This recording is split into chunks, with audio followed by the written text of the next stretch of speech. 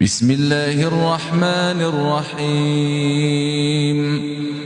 الحمد لله الذي خلق السماوات والأرض وجعل الظلمات والنور ثم الذين كفروا بربهم يعدلون هو الذي خلقكم من طين ثم قضى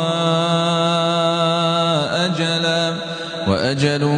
مسمى عنده ثم أنتم تمترون وهو الله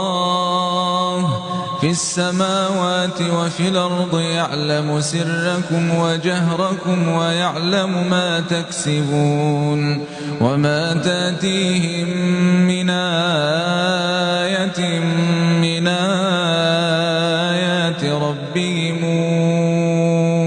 إلا كانوا عنها معرضين.